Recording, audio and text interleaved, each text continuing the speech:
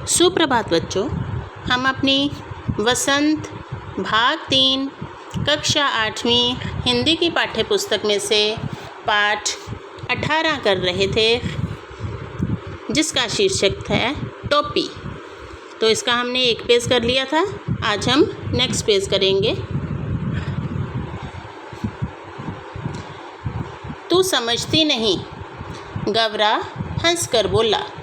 कपड़े पहन पहन कर जाड़ा, गर्मी, बरसात सहने की उनकी सकत भी जाती रही है, सकत ताकत। और इस कपड़े में बड़ा लफड़ा भी है। कपड़ा पहनते ही पहनने वाले की औकात पता चल जाती है। आदमी की हैसियत में भेद पैदा हो जाता है। हर आदमी की हैसियत में भेद जो है वो पैदा हो जाता है, और इससे सर्दी, गर्मी, बरसात सहन करने की इंसान की शक्ति भी चली जाती है, ऐसा गवरे का कहना था। फिर भी आदमी कपड़ा पहनने से बाज नहीं आता। गवरैया बोली, नित नए नए लिबास सिलवाता रहता है।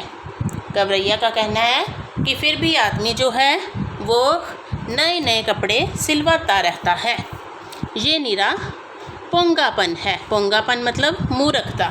गवरा बोला, आदमी तो लिबास से फ़कत लाज ही नहीं ढकता, हाथ पैर जो चलने फिरने काम करने के वास्ते हैं उन्हें भी दस्ताने और मोज़े से ढक लेता है।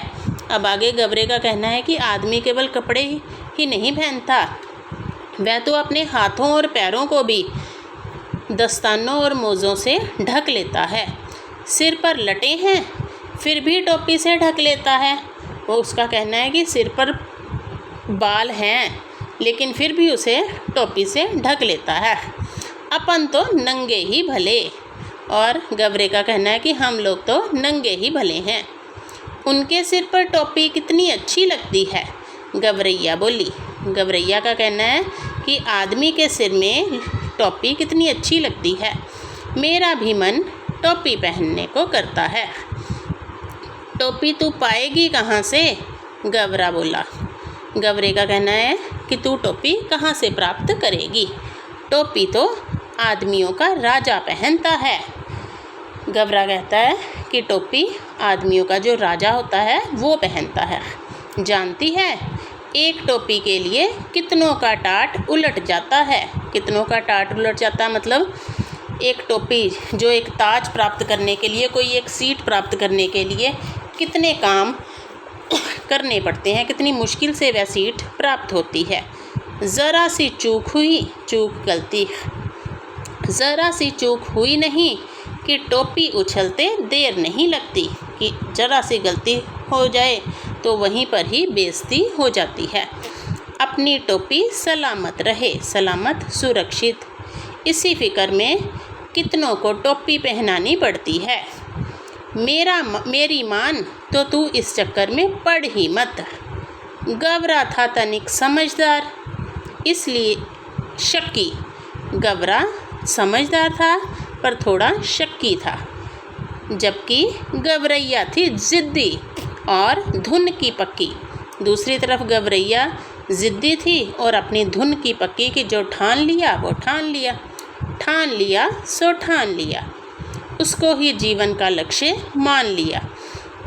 कहा गया है, जहाँ चाह वहाँ राह। मामूल के मुताबिक अगले दिन दोनों घूरे पर चुगने निकले। अगले दिन दोनों घूरे होता है कूड़े का ढेर, वहाँ पर दाना चुगने के लिए निकले। चुगते चुगते उसे रुई का एक फाहा मिला। मिल गया, मिल गया, मिल गया। गवरैया मारे खुशी के घूरे पर लौटने लगी। इतने में गवरैया को रुई का एक फाहा मिला। ये है रुई का फाहा। तो गवरैया इतनी खुश हुई और कहती, मिल गया, मिल गया, मिल गया। आज के लिए इतना, बाकी अगले पार्ट में करेंगे।